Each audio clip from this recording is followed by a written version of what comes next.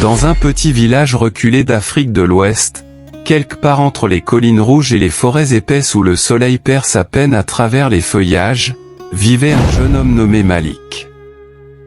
Il n'était ni le plus fort, ni le plus riche, ni même le plus sage, mais il possédait une chose rare et dangereuse, une soif insatiable de pouvoir et de reconnaissance.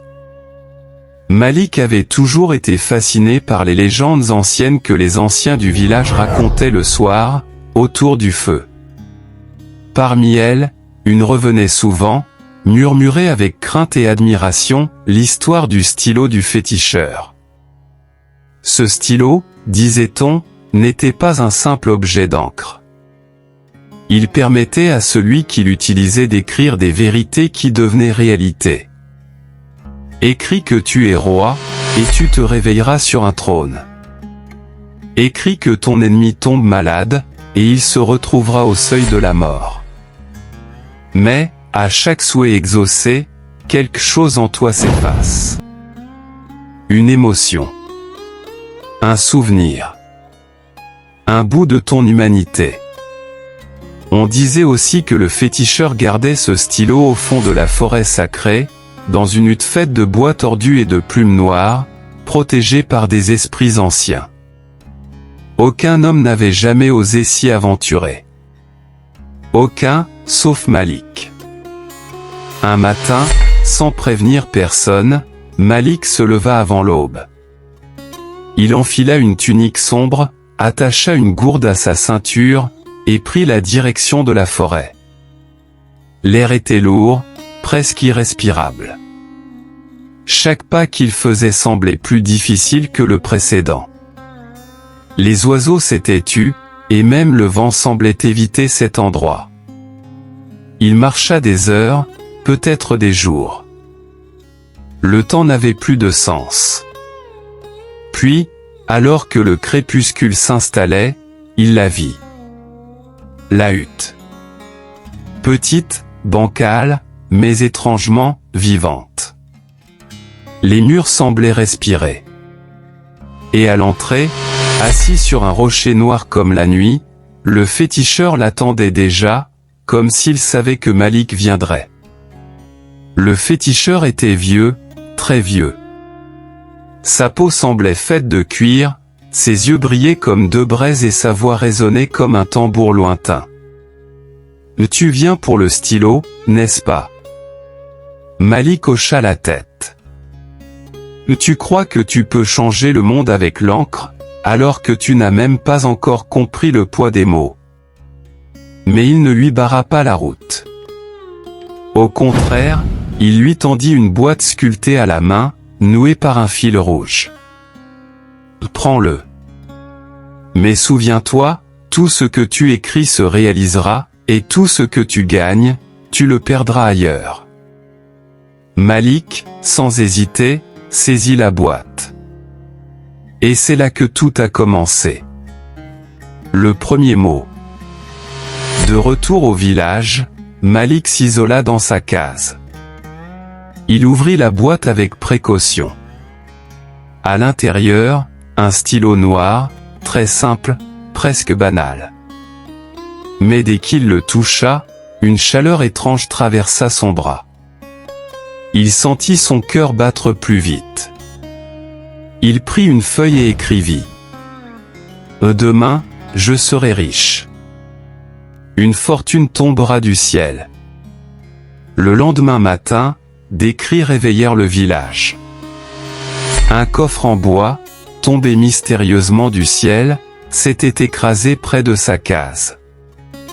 Dedans, des pièces d'or, des bijoux anciens, des pierres précieuses. Le village entier accourut. Malik était acclamé. On l'appelait l'élu, le fils des ancêtres. On lui offrit femme, terre, et respect. Mais, cette nuit-là, Malik fit un rêve étrange, le visage de sa mère, qu'il ne reconnaissait plus. Il se réveilla en sueur. Impossible de se souvenir de son prénom. Impossible même de visualiser son sourire. Il secoua la tête, mit ça sur le compte de la fatigue, et reprit le stylo. Devenir roi. Il en voulait plus. Il écrivit ensuite. Je deviens chef du village. Tous se soumettent à moi. Le lendemain, le chef en place fut terrassé par une fièvre soudaine. Les anciens, troublés, dirent que c'était un signe des dieux. Malik fut intronisé chef. Mais cette nuit-là, il oublia la voix de son père. Il savait qu'il avait un père, mais impossible de se rappeler la dernière fois qu'il lui avait parlé. Son rire. Ses conseils. Tout était flou. Brouillard. Il comprit. Chaque mot écrit effaçait une part de lui-même. Mais c'était trop tard. Il était accro. Addict au pouvoir. Jour après jour, Malik écrivait. Il devint roi, puis empereur, puis prophète. Des milliers de gens l'adoraient. Des statues furent érigées à son nom. Mais en lui, le vide grandissait. Il ne ressentait plus rien. Ni amour. Ni peur. Ni colère. Ni joie. Il oublia les prénoms. Les visages. Puis les mots. Il avait tout, sauf lui-même. Un jour, il se regarda dans un miroir. Il ne se reconnut pas. Et dans un moment de lucidité, une goutte de larme tomba de ses yeux vides. Il prit alors une dernière feuille, et écrivit. Je veux retrouver qui j'étais. Mais le stylo ne répondit plus. Il était vide. Ou peut-être que ce souhait-là, il fallait le faire avant d'écrire le premier. La folie. On raconte que Malik fut retrouvé errant dans la forêt, des années plus tard. Il parlait tout seul, griffonnait avec des bâtons dans la terre, persuadé que ses mots avaient encore un pouvoir. Les enfants du village ont peur de lui.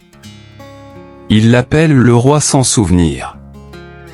Il vit dans une cabane, nourri par des villageois compatissants. Parfois, on le voit écrire dans le vide, avec son doigt, en murmurant des choses incompréhensibles. Certains disent qu'il voit encore les mondes qu'il a créés. D'autres pensent que le féticheur l'a laissé vivre ainsi comme punition. Écris en commentaire partie 2. Abonne-toi en activant une grosse cloche de notification pour ne rien manquer la prochaine partie.